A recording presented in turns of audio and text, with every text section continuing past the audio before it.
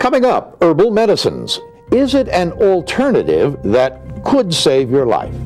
A second effort salute to a volunteer who has changed the lives of many while finding fulfillment in her own.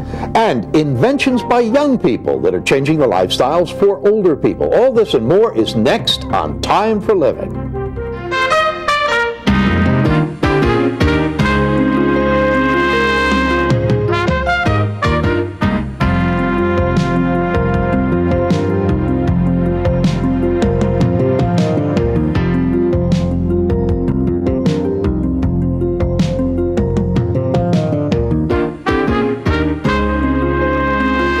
Welcome to today's edition of Time for Living. I'm Howard Nielsen. And I'm Janet Jagalian. We've got a great show for you today. We begin with a look at alternative medicine and one person's experience with herbal medicine.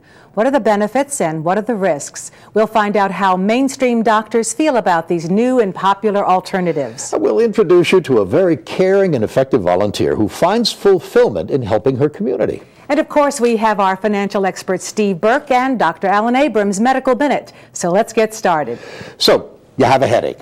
Do you go to your local pharmacy for aspirin or to your kitchen cupboard for an herbal concoction? Well, many folks are turning to the latter. They think herbs are more natural, have less side effects, and don't require a prescription. But some doctors are worried because herbs and supplements remain unregulated. Consumers may be putting themselves at risk. Health and Science reporter Cara Birateri has our report. It's called 菊花. In English, it's chrysanthemum. We use to treat patients with headache. Dr. Chun Han Zhu practices Eastern medicine in Newton, Massachusetts. He says if used properly in the right doses, herbal medicines work well, with few side effects. In general speaking, this kind of herb is pretty safe. Of course, some herbs may have a slight poison effect. One such herb called Jin Bu Quan came under scrutiny recently. It's used for insomnia, but it was shown to cause acute hepatitis injury to the liver. But it turns out that what was on the package was quite different from what was in the tablet. Dr. Thomas Del Banco is worried people are opting for herbal medicines over traditional prescriptions without understanding how potent these substances can be and without the proper advice. I can only give reasonable advice if I know what's out there. And if the patient isn't open with me, whether it's about his or her darkest and most unpleasant secrets or the things that are right out in front, I'm going to be less effective. I'm going to be less useful to that patient. In fact, a 1990 national survey found 1 in 3 respondents used an alternative therapy such as wild devil's claw root or echinacea within the previous year, and 72% of them never told their doctor. One of the problems with some folks is that they end up taking too much of a particular product. Many herbal remedies are available to the general public without FDA approval since they're considered supplements, not drugs. But reputable retailers will encourage consumers to educate themselves and find a doctor they can talk to. Here in the store, we have to be careful what type of information we're giving a customer. And so that's why it's important for us to make sure that they've gone to a doctor, know what their condition is, and feel comfortable with what they're taking. If there is a question, then we would suggest that they read up on what's going on in their body and go from there. And more Western doctors are willing to listen. I think it's ridiculous to have a secret. So I encourage my patients to be open with me about what they're doing in all respects of their life that may impact on their health or their illness.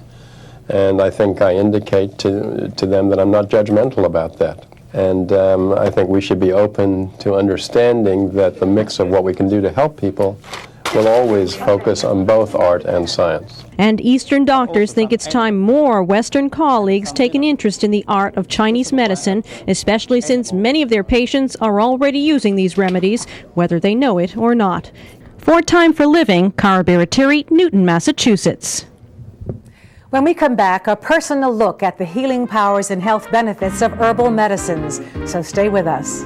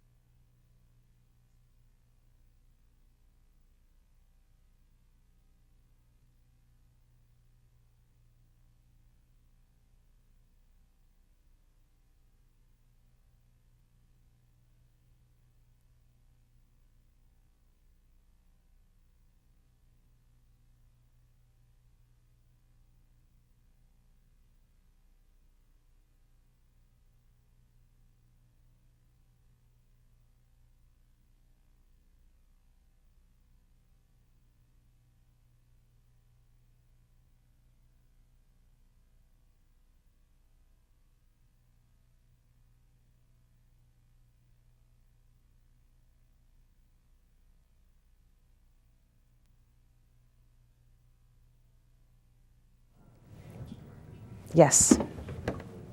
Okay. And is she okay? Is Shannon all right? Yes? You want us to just count to 10. You can come a little closer too, and just count to 10. 1, 2, 3, 4, 5, 6, 7. Thank you very much. Okay. You do that well.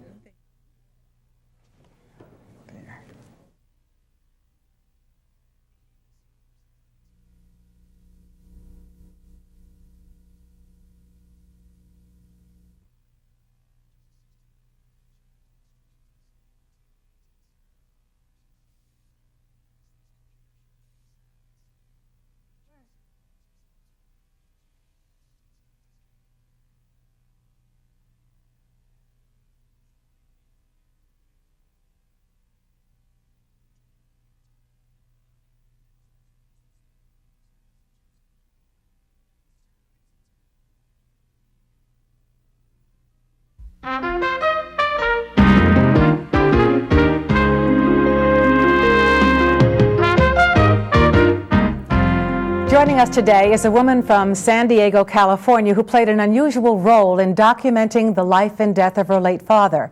Shannon Quinn is a journalist by trade and worked a number of years as a writer for the North County Times in San Diego before devoting writing full-time about the issue of herbal medicines and how they can extend one's life, just as she says it extended the life of her father. Shannon joins us today to talk about the 2 books she wrote, one that her father began before his death and then she completed. And Shannon Quinn, we welcome you to the show today. Thank you. Nice to have you here.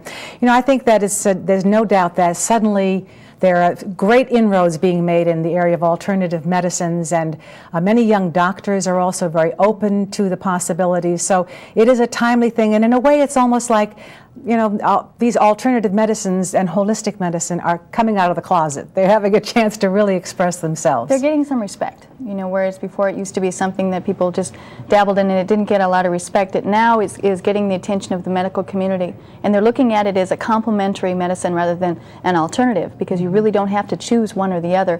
Healthcare should be like a smorgasbord, and the more you know, the more you can pick and choose what's right for you. Actually, when you stop and think of years ago, before all the pharmaceuticals were made available to us, this is what they used, right? Herbs? And really, most of the pharmaceuticals come from these plant components. It's just what they'll do is they'll isolate a component in the plant, and what that does is it leaves out all the buffering agents, and that's how you get a lot of these side effects. So, but if you look at all the medications that are out there, most of them can trace right back to an herb or a plant. That's very true, and it's interesting how suddenly many new ones, like there's a very strong anti-cancer drug, Taxol, I believe it is, that comes from a yew plant, a yew tree. California yew. Yeah. That's right, and this is supposed to be one of the real wonder drugs now that are being used pretty extensively. Maybe the cure for breast cancer, they're thinking. That's right, that's right. So it's really fascinating. In fact, today in the front pages of many of the papers, we're hearing about the benefits of vitamin E and helping to retard the advancing progress of Alzheimer's as well as dementia. And years ago, they laughed at that. When the research first started coming out about vitamin E, they scoffed, and now everyone's on the bandwagon.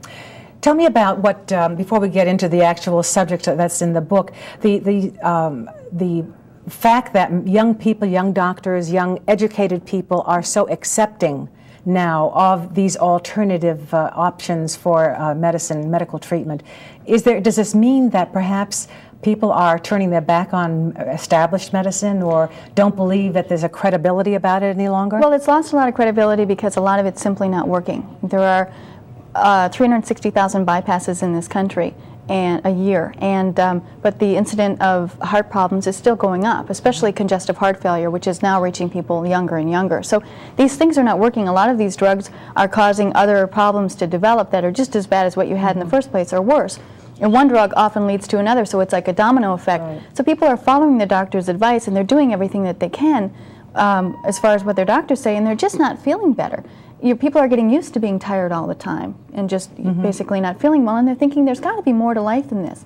I remember a time when people had energy and they could do things, and there wasn't this much degenerative illness in the world, and so they're looking back to a more simple time, and again, that brings in herbal medicine. Yeah. Tell me how you've come to all of this. I'm sure it's through your father's experience, but suddenly this has become your way of life. Yes. Well, my father, when he wrote the book Left for Dead, it's about how in 1978, when he was 42, and I think I was about 17, he had a heart attack and a near-death experience, and he was rushed in for an emergency bypass. And again, we followed the doctor's instructions. They said if we did everything right, we'd have our father back, you know, and he would be as good as new. Well, as soon as he got out of the hospital, the bypass failed, and he was dying, and there was nothing that they could do. And he had discovered cayenne pepper. He had heard a little woman talk about it, and he didn't pay her any attention at the time. And but he was desperate enough to try it, and he went to the grocery store. He knew nothing about herbs. He was very skeptical, but he was just desperate. Went to the grocery store, got a 69-cent can of cayenne pepper. You're kidding. No, just on the shelf, and it was Somerset, Wisconsin, so gosh knows how long it's been there. It's not a big cayenne pepper place. Right. Probably several years old. And he went home, and we had a lot of kids running around, so you have those old prescriptions you don't complete. And he filled up 3 capsules, and he took them. And he didn't tell anyone about it. He just went to bed. And the next morning, he was up at 7 instead of 11, and he had so much energy, he just had to go outside and do something. This is from 3 capsules of... 3 capsules just of poured out of the can spice. into a capsule. Right, 69-cent kitchen spice. And he had so much energy, and normally he would get up at 11 and look forward to his nap, and that was his day. He was kind of the family mushroom is what he called himself. And he went outside, and we'd had one of those big wet snowfalls that you have in Wisconsin, and it was on the porch roof, which was beginning to sag.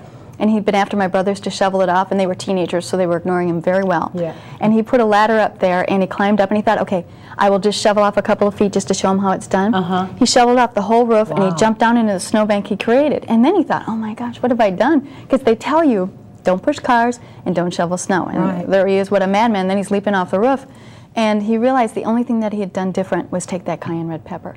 And what it did is it cleared out his circulatory system like that. And that's just, it's so unbelievable. It really is. I mean, to think that just 3 capsules could make that significant a difference in someone who's so ill. And that's the weakest kind of cayenne, too. It's measured in heat units. And that's only about 2,000 heat units. Tabasco is about 30. And what he was taking after that was 100,000 heat units. So it was the weakest you could possibly get. Did he approach his doctor to tell him what he was doing, or did he just ignore the doctor? Actually, he did. He didn't go back to that doctor because his faith had been shattered, and he really had a bad taste in his mouth. But he would get these letters every year from the rehab class that he had at the hospital, you know, after your bypass. And they said, so-and-so in your class has died. Are you still alive? It was the "Are you dead yet" letters is what he called them. Oh, gosh. And he would write back to them and say, yes, I'm alive, I'm doing great, I'm putting 1,000 miles on my bike every summer, and it's all because of cayenne pepper. And he'd tell them about the cayenne and the other herbs he was taking, and he'd send this letter off, and he never got a response. Now, how did he get to other herbs beyond the cayenne, or was that the basic one that he was using all that time? That was the basic one, but it really made a believer out of him. I mean, geez, what a wake-up call. And so he started doing some research, and that's how he found out that, you know, you can get cayenne pepper that's hotter. You know, you go to get it in bulk for about 30,000 heat units, or you can get it in the health store at about 40,000 heat units. And he started experimenting. And then he learned about, say, garlic, for example.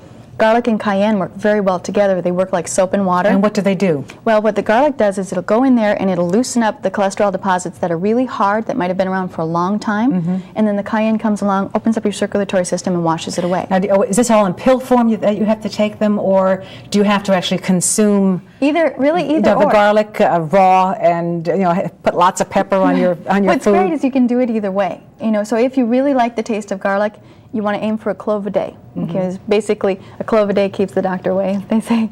And cayenne pepper as well. If you really like hot, spicy food, you can probably cook with the cayenne. Any medicinal herb that you cook with, you want to add it last, because otherwise you're going to cook away that oil in the herb, and that's where all the medicinal properties are. I grow habanero peppers in the summer, among other hot peppers. My husband just happens to really enjoy them. Would that kind of pepper be one of the most beneficial then? Habanero is very good, but again, it's not for everyone, because as you know, it's very hot. Yes. It's about 200,000, 250,000 heat units. It is the hottest pepper that they have found. Well, I can't touch it, but my husband manages it, but he's very discriminating about how he uses it as well. If you even touch it, get some of the oil on your hand and then touch your eye or something, it's whoa. Yes. So you've got to really respect the habanero. And if you cook with it, it also fills the air, and you gag on it. And it kind of smarts. Yes. Absolutely. Yeah. Now let's find out about some of the other herbs that your father came across that were useful and helpful, and whether or not he had any bad reactions to any of them, because I'm sure that you don't automatically just decide to take these things and everything is fine. Well, there's a couple things that they can do. First, as far as the bad reactions, let's talk about the cayenne. If you don't take it right, you can have what's called a pepper attack. Okay, so you want to take cayenne pepper, especially if you're going for the 100,000 heat unit, the hot one. But even with the 40, if you're somewhat sensitive, you want to take it with a lot of water. Make sure the capsule gets all the way down, because if it stays somewhere in your chest or something, you're going to have one heck of a case of heartburn. And you make sure that you eat on top of it. If you eat and then you take it, then you can get a heartburn feeling. If you don't eat at all, you can get really nauseous. And another thing that can happen is, one of the things that cayenne does, besides clearing out your circulatory system, is it stimulates all your body's natural systems, which is great. So you get all kinds of benefits. It'll stimulate your circulatory system, your respiratory system, even your reproductive system, your digestive system. Now, when it stimulates your digestive system, it also helps get rid of toxins. If you have been very sick, or you've led a lifestyle where you're not eating what you should, you may have a lot of toxins in your system, and then you can get something called the burning dumps, is what my father called it. Yeah. And it only lasts for about 3 or 4 days, and you really need to go through it, because it's a detoxification process. But that's really about all. Shannon, what do doctors say to you when you tell them how committed you are to this whole concept, and the fact that you've received so many letters from people saying that it indeed has worked, I'm so much better, I'm convinced that this is the way to go? What do doctors ask you? Actually, they have been very, very supportive, and amazingly, I've never had anything but a positive response. In fact, we get calls for Left 4 Dead where people will say, my cardiologist said I have a blockage and I'm going to need a bypass, so he told me to go out and get this book. So the doctor's thinking perhaps he can clear it up with herbs before he has to have a bypass. The doctor scheduled the bypass for down the road in the hopes that something non-invasive like this will work. I mean, gee, if a 69-cent can of kitchen spice works as more than a $40,000 bypass. But how do you respond to the FDA's not involved?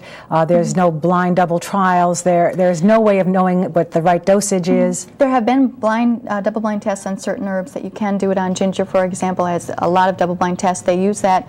They were testing it for dizziness against Dramamine and things like that. And all of these studies, all of the studies and all of the scientific tests that have been performed around the world are in both Left 4 Dead and Death by Deception, because I'm a journalist, so I back up everything that I say. So we do have the documentation in there.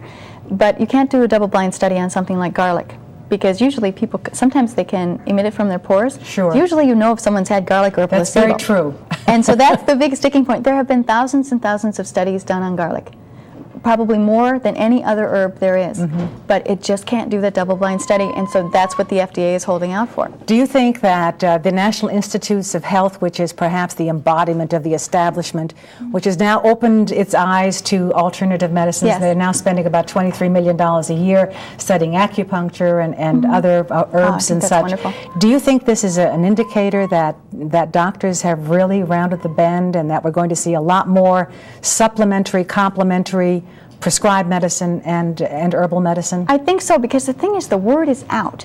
And what was the difference before is it really was hard to get information on this. You had to know where to go, and now it's in the media and it's all over and it's kind of in your face, as they say.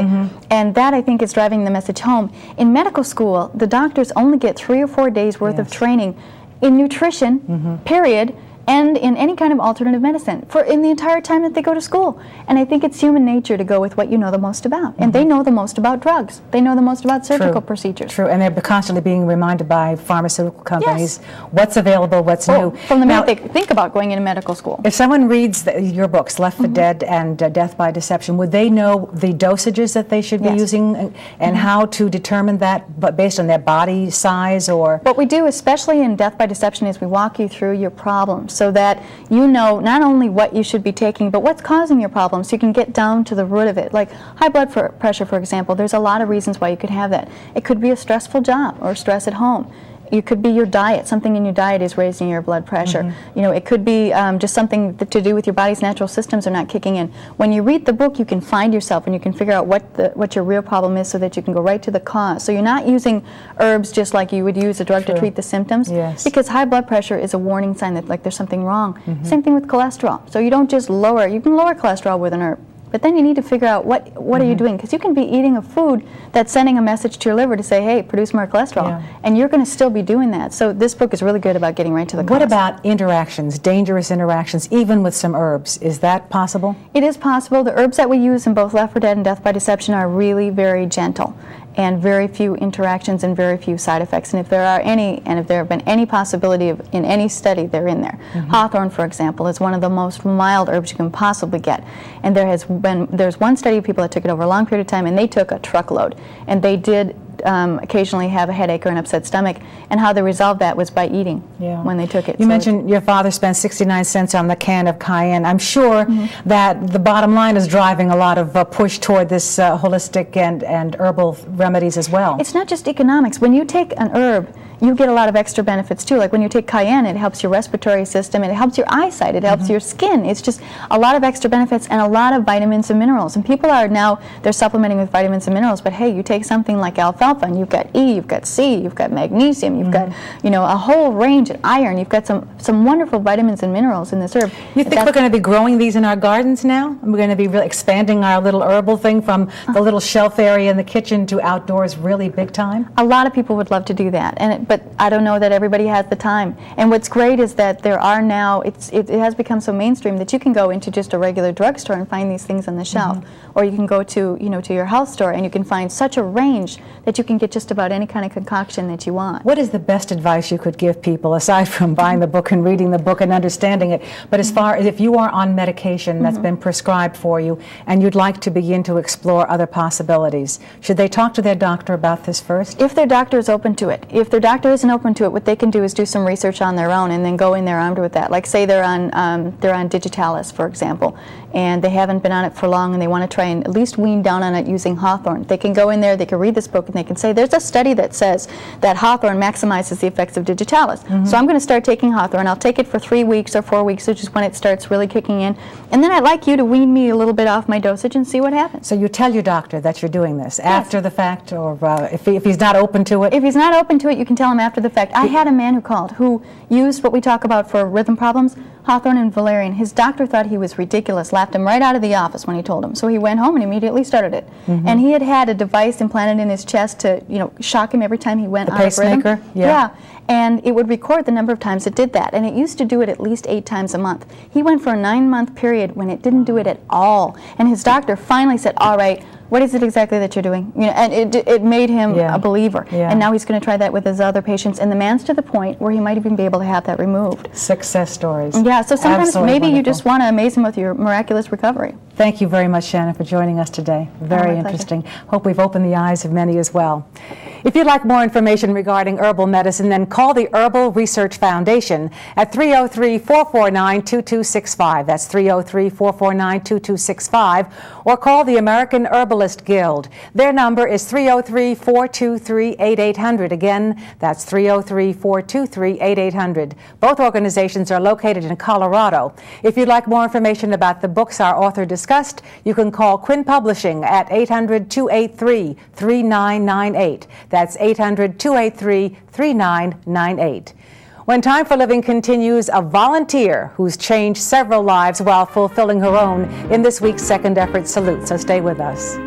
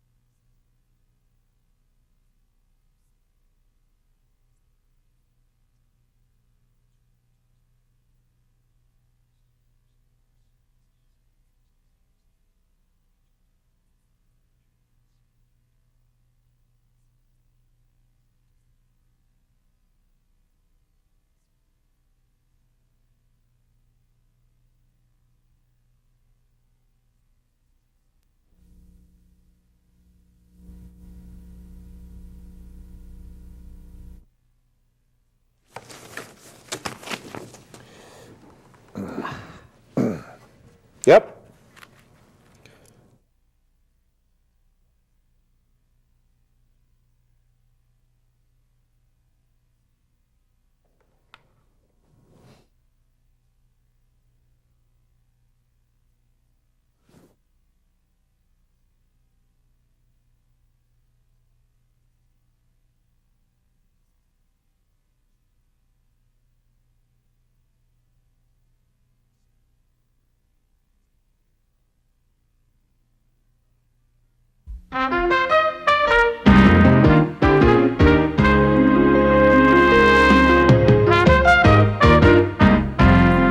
Welcome back to Time for Living. Now, as promised, it's time for our second effort salute, where we profile older Americans who continue to contribute to their community or attain their personal goals. It's been said that the manner of giving is worth more than the gift. This is the story of a woman who personifies that statement, a winner of the Legacy Award. Dolores Penrod is a volunteer who's done so much for those in need. Mary Norton has more.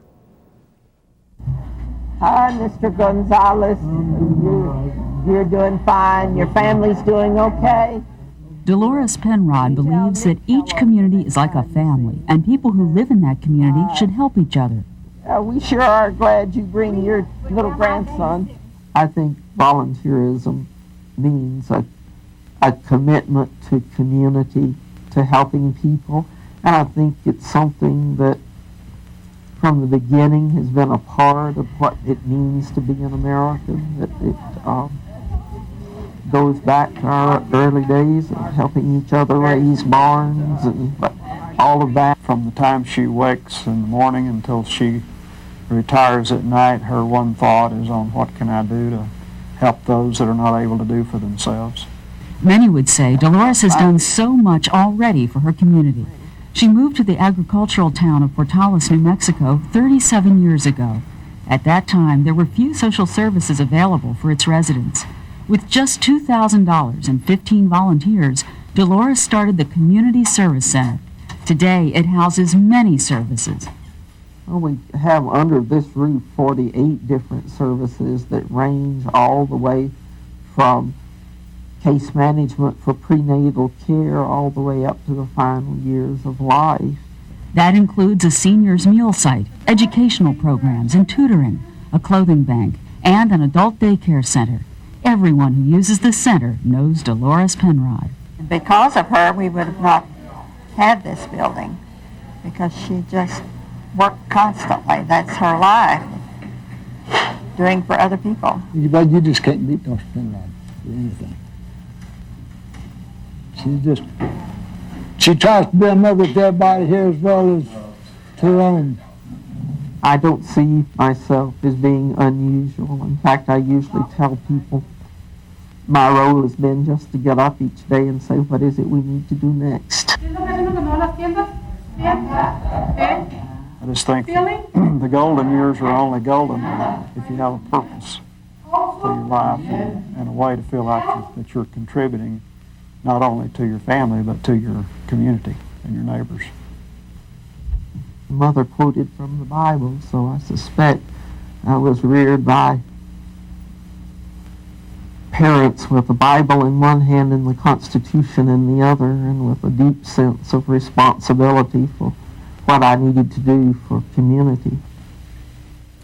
The Legacy Award, sponsored by AARP and Centrum Silver, is given every 2 years to recognize and reward older Americans who are providing extraordinary service in their local communities. Dolores Penrod certainly deserves her Legacy Award. Now, if you want to suggest a person or program deserving a Second Effort Salute, then write to us at Time for Living, care of Second Effort Salute, P.O. Box 8452, Boston, Massachusetts, 02114. Or you can leave your suggestion on our voicemail by calling 800-232-7213 or fax us at 617-329-1774. We'd love to hear from you. Pack your bags. When we come back, a luxury tour of one of the most beautiful places in the world, Monte Carlo, is on our itinerary today, so stay with us.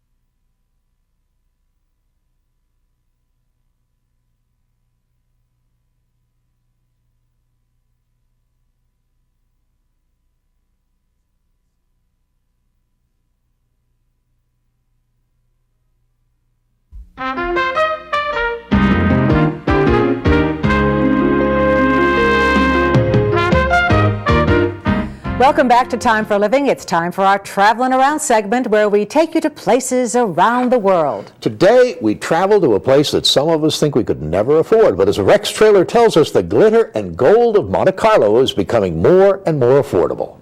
It's the jewel of the Mediterranean. Less than 2 square miles of steep cliffs and mild, dry weather. It's the Principality of Monaco, with its world-famous center city, Monte Carlo. Best known as a haven for the rich who move through the harbors by day and casinos by night.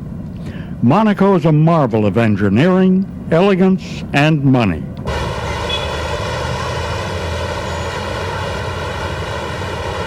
From its lovely, well-manicured parks to its downtown shopping district, this picture-perfect destination on the posh Riviera is also becoming a stop for the more frugal traveler, according to a longtime resident, Robert Ehringer. Tour buses traditionally come in and out, but in fact, it's a myth that you have to have a lot of money to come visit Monaco. There are fabulous smaller hotels in the older parts of Monaco where you can stay for $30 a night or $60 a night. And I think more and more people are realizing this, and as a result, tourism is growing, and people from all walks of life are able to come visit. But the signs of wealth still abound in Monte Carlo. Expensive cars, lavish yachts, and yes, the nightlife.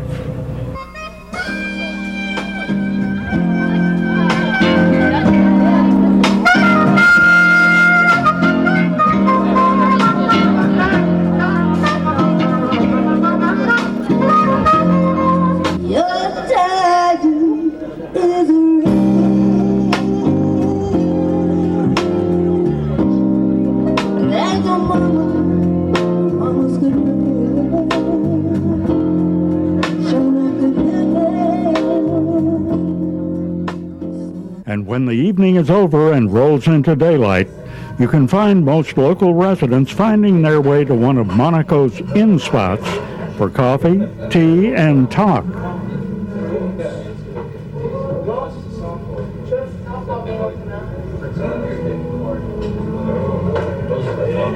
Kate Taylor, a transplanted American, is owner of Le Texan and says the makeup of who's who on Monaco's streets is changing. Real local restaurant, so we're really usually around 70-30, I'd say. 70 locals, 30 tourists. At the Hotel de Paris, you'll find the famous... Why am I here? I lost my luggage. And the not-so-famous. And the buildings as well, architecture, and certainly the climate. While tourism is a growing industry in Monaco, this predominantly Catholic French-speaking principality derives most of its income from a sales tax on the distribution of goods, the sale of postage stamps, and benefits from a series of special gatherings, including an annual yachting reunion.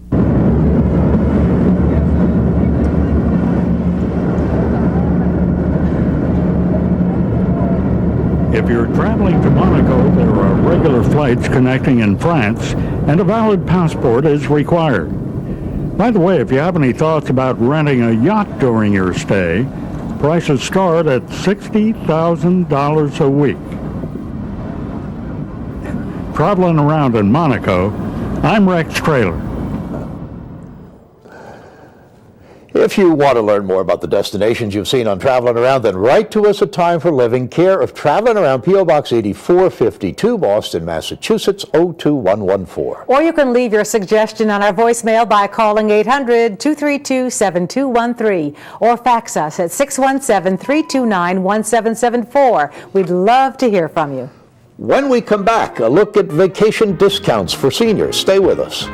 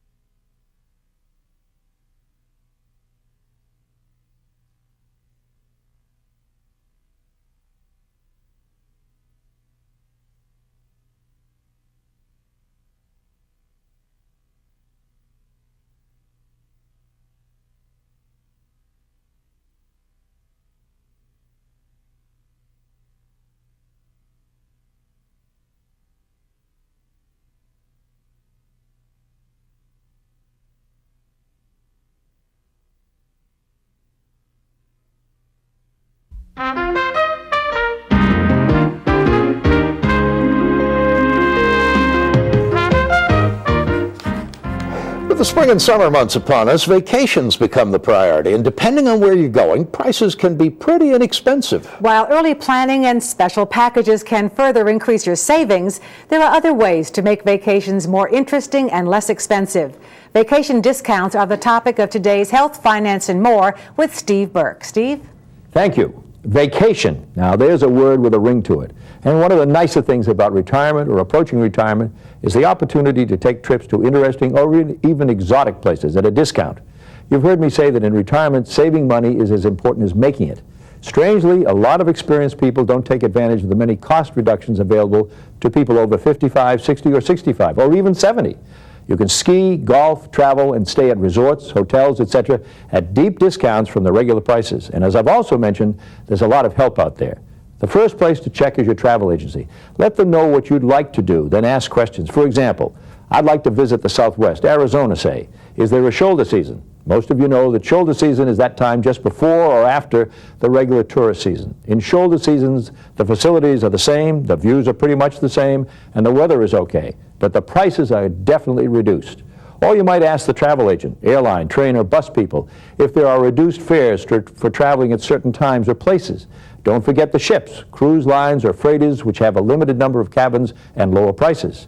In addition to the better-known approaches, there are organizations which specialize in working with those of us with interests in common, such as archaeology or botany, marine biology or animal behavior, or history, ancient cultures, possibly courses in new surroundings, such as the University of Europe. Two good examples of enjoyment, travel, and adventure while you save money are Earthwatch and Elder Hostel. A brief overview of these two examples of an inexpensive way to see the world.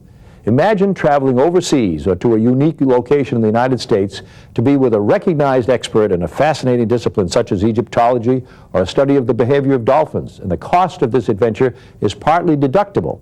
That's a thumbnail sketch of Earthwatch, an organization which matches your interest and talents to research projects all over the world, working with someone daily who is very well informed about the subject, and you're part of the research team. Let me hasten to add, this adventure is not for everyone, but for those of you interested in active participation in the Amazon, the Far East, or the USA, it can be the trip of a lifetime, and a good part of the cost is tax deductible. For a more relaxed approach to exploring, Elder Hostel provides the opportunity to live at colleges and universities and other facilities which are inexpensive. The objective is to learn about the culture, economics, and history of the area you select. Your instructor is someone well acquainted with the area. Your trip includes lectures and sightseeing with people like yourself, those of curious mind and an interest in various parts of the world or USA, with a desire to gain real, first-hand information on the scene. While many of your teachers are college professors, there are no tests, so you can't flunk the course. If you want to participate and maybe be involved in new discoveries, Earthwatch is your target. If a more relaxed academic pace is more to your liking, Elder Hostel should provide a very interesting, inexpensive trip. To contact Elder Hostel, call 617-426-8056 or write to Elder Hostel, 75 Federal Street, Boston, Massachusetts, 02110-1941. For Earthwatch, call 617-926-8200 or write to Earthwatch, Post Office Box 9104, 680 Mount Auburn Street, Watertown, Massachusetts, 02272. Both organizations are nonprofit and dedicated to giving you a lot for your money. Enjoyment at a sensible price. I'm Steve Burke, Time for Living. If you have any questions regarding vacation discounts or any financial topics discussed on Time for Living, then write to Steve at Time for Living, care of Health, Finance, and More, P.O. Box 8452, Boston, Massachusetts, 02114. Or you can leave your comments or questions on our voicemail by calling 800-232-7213 or fax us at 617-329-1774. We'd love to hear from you. When Time for Living continues, inventions by high school students that are making a difference in older Americans' lives. Find out how when we come back.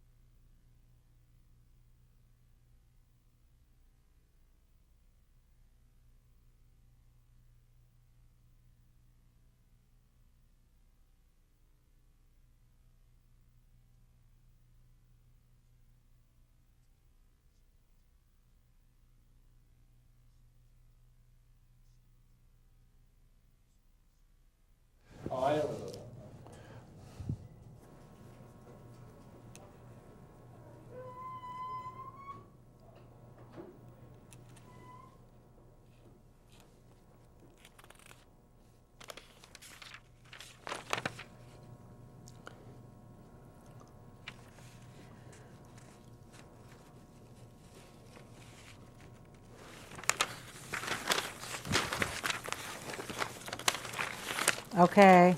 Kill F8.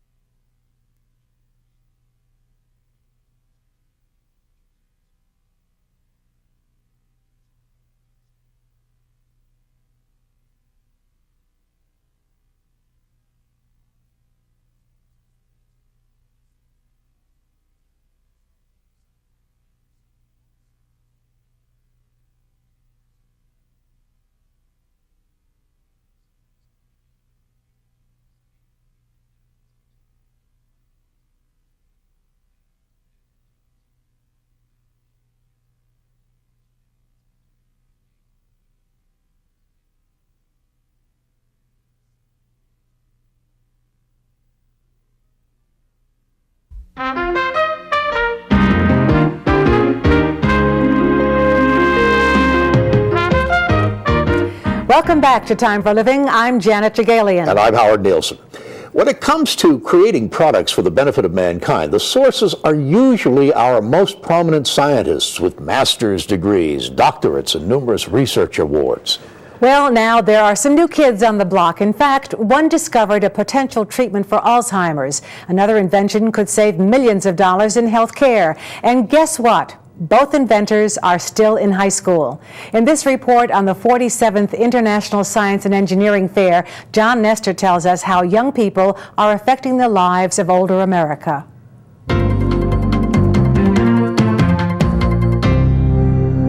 When too much pressure is placed on the shoe insert, the alert is initiated, which sounds and looks something like this.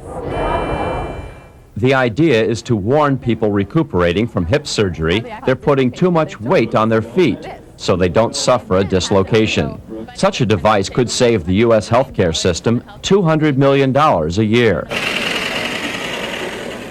More than 1,000 students from 41 countries competed for top honors at the 47th International Science and Engineering Fair. For the first time, there was a category in gerontology, sponsored by the Andrus Foundation of the American Association of Retired Persons. So we think it's extremely important to get the best and brightest of the next generation of researchers who these students represent to be involved in aging research and see aging research as a valid and useful activity right from the beginning of their careers. First prize in gerontology and a $5,000 college scholarship went to an 18-year-old whiz kid from California. She found a potential treatment for Alzheimer's and other diseases by examining the effects of a particular Chinese herb on metabolism. So from the results that's been shown here, it seems to improve metabolism, and in certain types of neurodegenerative diseases such as Alzheimer's and Parkinson's, the metabolism is greatly hindered. If you think any of this is kid stuff, think again. Already, the winner of the Gerontology Prize has been contacted by scientists at the National Institutes of Health. I'm John Nestor reporting. You know, it's reassuring and nice to see that young people really, have a concern about helping older people. It's amazing what they can do. Now we turn to a topic that affects everybody, young and old. From toilet training through old age, we're concerned as a society with bowel function. However, aging seems to amplify our concern with our own bowel habits, whether they're healthy or not. One study showed that 75% of elderly using laxatives had never gone more than 3 days without a bowel movement. A recent study of over 3,000 adults over the age of 65 revealed that 34% of women and 26% of men complained of being constipated. In doctors' offices across the nation, physician visits for constipation parallel the burgeoning use of laxatives in adults over age 60, approaching 30% of this segment of the population. Well, not only are the numbers staggering, but as a nation of older adults, we spend $400 million annually on laxatives. In today's Medical Minute, Dr. Alan Abrams provides tips on how to determine if you really need laxatives. While the complaint of constipation is a subjective one, studies have shown that 60% of people complaining of constipation are relieved of symptoms when they're treated with a normal placebo. 50% of the habitual users of laxatives in the study had normal bowel habits when they curtailed laxative use during the course of the study. It appears that there are two groups of laxative users amongst the elderly: those who are constipated and those who feel they are constipated. Here are some tips for you to reduce the chances of your really needing laxatives to achieve satisfactory bowel function. 1. Monitor your dietary intake of coarse fiber. 6 to 10 grams per day has been shown to relieve symptoms of constipation in some studies. 2. Maintain adequate fluid intake daily. 1,500 cc's per day of fluids, or 6 glasses, will help reduce the likelihood of tardy bowels. 3. Exercise within functional limitation improves bowel function. Walking or even standing erect for periods of time can be very helpful. 4. Review your medications with your physician. Many of the medicines given have side effects which downregulate bowel motility and result in unsatisfactory bowel movements. 5. Discuss with your physician if any of your medical problems per se could be contributing to your bowel problems. Diabetes, strokes, thyroid disease, and abnormalities in your body's electrolytes or mineral balance are examples of common ailments which, if addressed, could improve your bowel function. Self-treating your perception that your bowel habits are unsatisfactory with laxatives can be dangerous without supervision from a nurse, nurse practitioner, physician's assistant, or your doctor. Laxatives, unsupervised, can lead to cramping, diarrhea, electrolyte imbalances, and costly and risky medical evaluations that are unnecessary. It is normal to have a bowel movement every 2 or 3 days. Check with your clinicians if your bowel habits require medical explanation and treatment or are amenable to simple lifestyle adjustments in fluids, fiber, and exercise. This is Dr. Alan Abrams with your Medical Minute. When we come back, we'll read some viewer mail, hear what you had to say when Time for Living continues.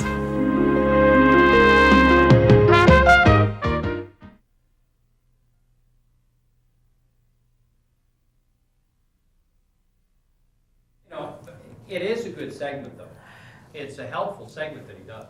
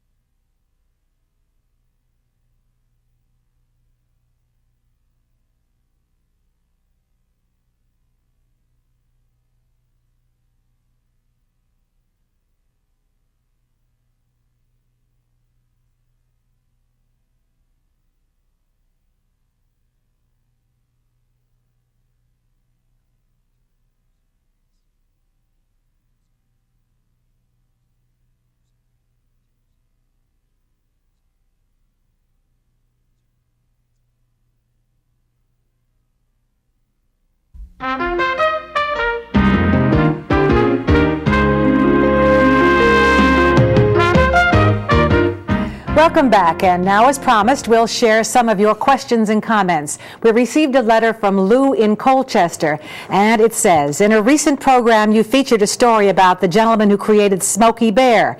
In the story it mentioned that he has established a museum of artifacts and memorabilia. I'd appreciate any information you could provide on how to access this museum. If possible, I'd also like to be put on your mailing list for your newsletter. Thank you very much for your time and consideration in this matter. Sincerely, Louis Grinfeld. We'll get back to you with that information, Lou. Thank you so much for writing to us. As far as a newsletter, we'd be sure to include you once we start one. Howard, do you have a letter as well? Well, this one I think is going to make you blush a little bit, because apparently you had a speaking engagement the other day, and a very complimentary letter to Janet. And it says, Dear Janet, I knew you were a very good therapist, but did not know what an interesting guest speaker you are. I should have known, of course, since your radio shows were quite great, and now especially we all love Time for Living. Thank you for your time at the Council on Aging, and we'll be listening Thursday to New England Cable News. It's such a good show for us. I appreciate all the work it entails, preparing the material and getting interesting guests. Please keep it up. And she's got a little P.S. here that says, I told you, who's this, Joyce Koenig had seen you? Oh, she was a patient of mine. Patient of yours. Yeah. Okay, sincerely, Rose Getzel. Thank you, and I am embarrassed. Now, before we leave, we'd like to give you our address and phone numbers one last time so you can write or call us with your questions, comments, or suggestions, because this show is not only for you, it is about you. So please write to us at Time for Living, P.O. Box 8452, Boston, Massachusetts, 02114, or send a fax to 617-329-1774. If you don't feel like writing, you can leave a message on our voicemail. That number is 800-232-7213. Well, we hope you enjoyed today's show, and we look forward to seeing you next week, and we'll certainly have more interesting people and places to introduce you to. Until then, remember, it's time for living. Take care. Bye now.